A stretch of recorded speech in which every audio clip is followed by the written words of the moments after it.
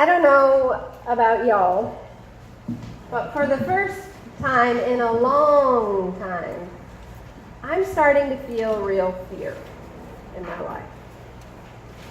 Just in the last week, from nuclear threats to neo-Nazis, there was enough in any one of the days in this last week to send you spinning, to throw you off center. And I think a lot of us are spinning right now.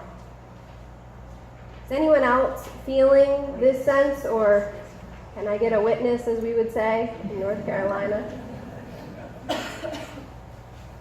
You know, it manifests in different ways. For some, I am astounded at the depths of denial that people continue to espouse, that it's not that bad as we get used to a kind of new normal, if you will. For others, it's going numb. Some have entered despair and find it difficult to get out of bed in the morning. For others, it's a misplaced anger that masks the hurt and the fear. I know someone recently who was in traffic and they had to merge and they ended up in front of a person, and the person chased them to their bumper for 3 miles off course all the way to our door here. For others, it's just plain old exhaustion. You know, I've been saying I'm tired so much that my daughter Ella, who is 3 years old, woke up the other day and I said, "What do you want for breakfast?" And she said, "I'm tired."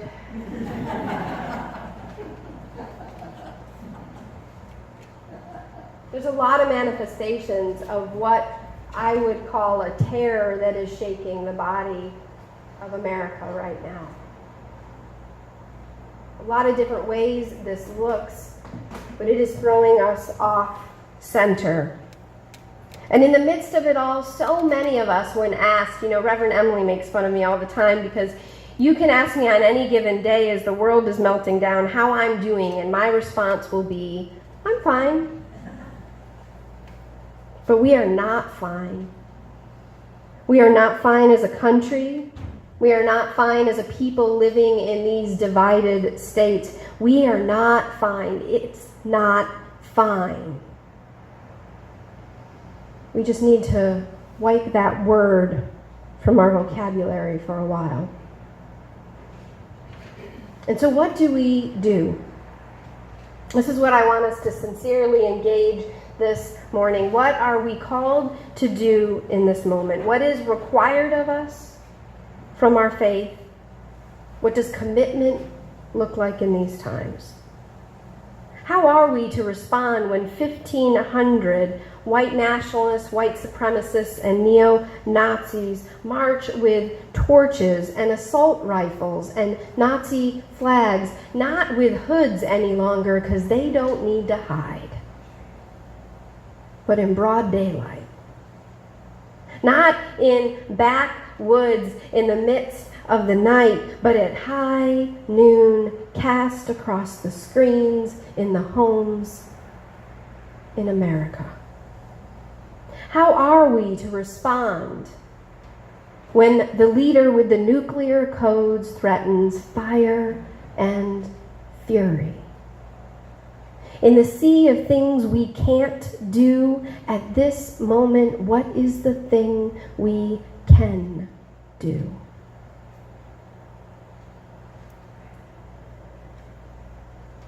As many of you know, I'm not a stranger to protest. But I had an experience during a protest recently that I'm hoping might be helpful. An experience that surprised me a bit. So there I was in the Senate building. I was witnessing to protect the Affordable Care Act. I was outside Mitch McConnell's office in the Russell Building in Washington, D.C., when I started to pray, and so they arrested me. This is my history, by the way. Every time I've prayed near a legislator, I've gotten arrested. This is the third time. Not when I'm singing, Not when I'm chanting, but when I start to pray, the zip ties come out. So there I was, in zip ties, that actually hurt this time because they tightened them pretty tight. With my hands behind my back, and I'd been loaded into a transport vehicle, I had been ushered onto a bench next to a Quaker for whom this was her first action, her first protest. She'd never been engaged yet in protest. So she was seated beside me, and the officer came in and buckled me in. And because my hands were so tightly bound behind my back, I needed to lean forward a little bit to ease the pain.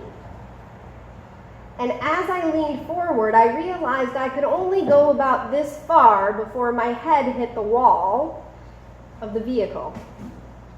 That's how tight the space was. It was like being in a cage. It is a cage. The officer closed the door, and all that we had to see outside was this little mesh pattern window about this big. And after closing that door in the van, he closed another door. And then we heard the van lock. It was hot. And there was no AC coming in that van. With my head pressed up against the wall, belted in, and cuffed from behind, all of a sudden, I had an experience that in all of the actions I participated in, I never had. I started to panic. I could feel my heart racing, my breath getting short, and I could hear this lovely Quaker woman saying all manner of things. Well, what will happen next? And we should start singing, and it just whirred by my ears, and all I could think was, I'm going to have a full-on meltdown in front of this woman who's never been engaged in protest before.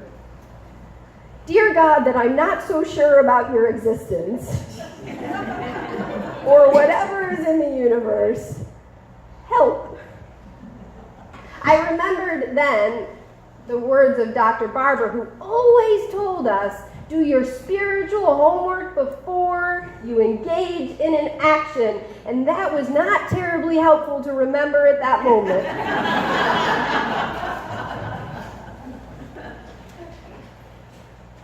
But then I remembered something else.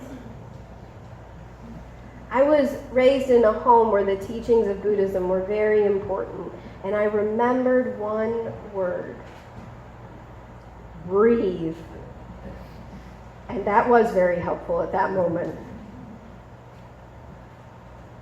I went back to my practice, ignored the pain at my wrists. I let the wall holding up my forehead dissolve away, and I started to breathe. And as I did, I closed my eyes. And I saw a field with a river, as clearly as if I were there in that field. And there were all manner of people there, and the clean water was flowing freely. And I knew that this was not an escape. This was not transcendence, if you will. This was a clear vision for the world that still could be. And as I kept breathing, I focused in on one single reed by the water, watching the wind move it, knowing that no matter the locks and the doors and the cages and the handcuffs and the belts, there was freedom in that moment. I started to sing a song that you probably know. When I breathe in, I breathe in peace. When I breathe out, I breathe out love. And then I heard the Quaker activist say, yeah, I know some Quaker songs too, let's sing. And I was back. You know that song, When I Breathe In, Meditation on Breathing, was written by Sarah Dan Jones after September 11th. Breathing was all she could think to do and to offer in the midst of that time. Mindfulness, unlike transcendence, is not about escaping the world. Instead, it is about reminding oneself about the world that both is and yet could be with our conscious commitment. Mindfulness is not about finding a pretty place to run to and hide when all hell breaks loose. It is about a focused resolve to stay in the world, to be present to pain and beauty, and to move toward the world to be. You know the great danger with this terrorism, and yesterday was domestic terrorism. Let us be real clear about that up front. The real danger with terror is what it does to compassionate people, good people. It causes us to suddenly curl in, to shut the doors, to stay quiet, to not show up. That's what fear does. Over the long term, fear causes all sorts of destruction in our bodies. Stress hormones like cortisol tear at the heart.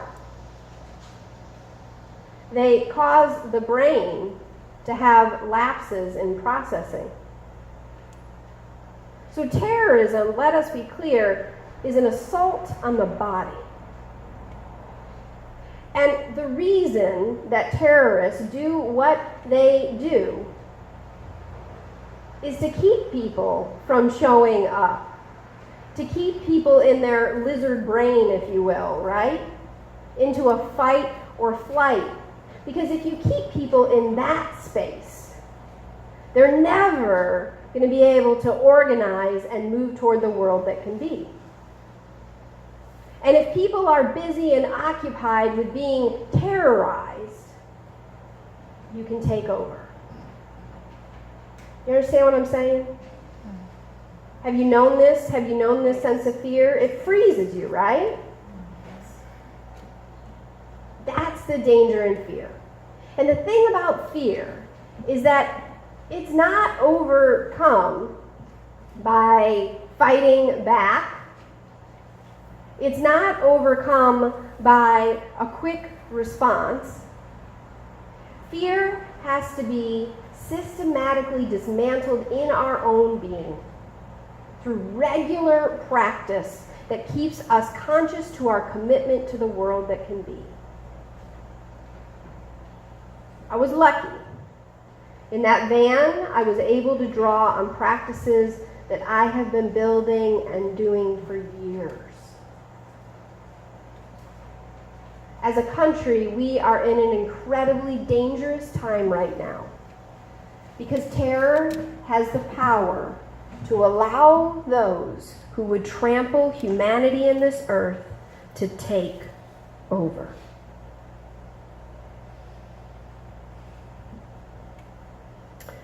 We were at a lake recently, and my kids are just learning to swim. They're both 3 years old. And my son was playing near the dock, and the water was really shallow off the dock, like this deep. And he fell in the water. And he started screaming and splashing, and he was filled with terror, and he was crying, "Help, help, help, Mom, Mom." So I stood up and I walked toward him and I said, "Kirk, Kirk, stand up." And he could hear my voice, and he stopped, and he stood up. That's what we need to do now. My colleague, Reverend Laura Bogle, posted these words this morning of the minister and theologian James Luther Adams, and it has been stirring with me ever since I read it early this morning. James Luther Adams writes, "Let me put it autobiographically and say that in Nazi Germany, I soon came to the question, what is it in my preaching and my political action that would stop this? Maybe it was an extreme judgment of myself, but I said, if you had to describe me, you'd say I'm not really involved, for example, in combating anti-Semitism in the United States. It is a liberal attitude to say that we keep ourselves informed and read the best papers on these matters, and perhaps join a voluntary association now and then, but to be involved with other people so that it costs and so that one exposes the evils of society requires something like a conversion." Amen? Amen. It requires a sense that there is something wrong and that I must be different from the way I have been. Malik Chopra, daughter of Rita and Deepak, one of the leaders in the New Age movement, says that her father taught her that consciousness is a fundamental force as basic as gravity, but that we just don't yet fully understand it. Muhammad had a cave, Buddha had a tree, Jesus the desert, and Moses a mountain. Listen to the stories behind movements, Joan of Arc, Gandhi, Rosa Parks, and you will find again and again a story of the practice of mindfulness, of seeing the world clearly as it is and moving in the midst of terror, of deep spiritual practice, indeed spiritual transformation that led to social change. Without it, we cannot really change, for we continue to perpetuate the same old stories of suffering. There's a teaching from the Jewish Midrash that tells of a farmer who had an aged donkey, and the donkey had fallen into a deep hole. The farmer, seeing the donkey and seeing that it would take a lot to get him out of the hole, said, "Well, I might as well just bury him." And so he started shoveling dirt into the hole. Now at first, the donkey started to panic because he was being buried alive. But he stopped and thought. The farmer continued to shovel and shovel and shovel and shovel. And much to his surprise, as he turned to get the wheelbarrow, he looked back and he saw the donkey climbing out of the hole. He had stood on each bit of dirt until it was enough to get out. If we are truly to be vessels of compassion that live through these times, and through our own personal pain and loss, we must cultivate ways to empty ourselves anew and to take in the world that still can be.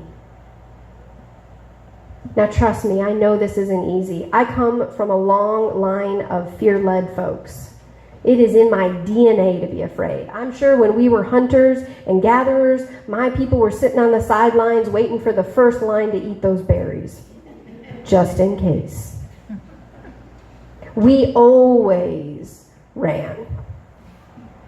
And my life has mostly, until the last decade, been one that was formed in the fulcrum of fear. When I was a little kid, I had to wash my hands 3 times because I was afraid of getting taken out by the common cold. When I first started preaching, every morning I would throw up right before I took the pulpit. Sorry, maybe more than you wanted to know. I'm still terrified of flying. I grip and put my knuckles as firm as they can be grasped on the sides of the armrests. Fear operates within my being every day, and it is because of the practice of being present to the beauty and the pain in the world in an undying commitment for the world that still can be that I get on that plane, that I get up here to be with you. So I know fear can be overcome. I know terror doesn't have to be the end of us or the final word. And I know that you can meet people with torches and assault rifles in the streets, face to face, and that non-violence can win the day. But we have to do our homework first. We have to do our homework first. Reverend Dr. King said that hate cannot drive out hate. Only love can do that. That love is cultivated in a consciousness that brings our life into commitment. This is living between the balance of thinking about justice and reading about it in the paper and running from fire to fire. There's something in the middle of those two things, and that's an embodied love that can show up with our full selves, ready to move toward the world we are fighting for. In the words of Elena Westbrook, in a world ravaged by violence, by hatred, by conflicts that seem internal and insoluble, sometimes the only thing we can do is be still for a moment, to remind ourselves what is real, that the sun did rise this morning, the dirt is underneath our feet, and the air is whispering in and out of our lungs, and then we remember, and then we show up, and then we breathe into a new world. This by our breath, our bodies, by the days that we have left. We can do this. This week has exposed a long flame, fueled by some in power now. But it does not need to be the end of our story, nor the only story. Did you know that the Nazis and the Klan were outnumbered 4-1 in Charlottesville? Did you know that folks across the country saw the violence and brutality and said without hesitation, love over fear? Did you know that the mayor of Charlottesville said, not in my town and not in our country, there is no space for white supremacists in the United States? Did you know that the only thing that has ever ended terror in the history of humanity is the presence of mind, the spiritual evolution to neither run nor hit back, but to breathe into being and to will by our bones, by the breath of our ancestors, a love and a world called by conscience, created by consciousness. So we say this day, wake up, America. Breathe. Wake up, America, and breathe. Because now the new world is calling our name and she needs us to survive. Our grandchildren from a distant place are pleading. A forest in the future is bending its branches back, and the bones of our ancestors are rattling in this time. A world of air and life is shouting against the window panes across a century. We need you now. Breathe, they say.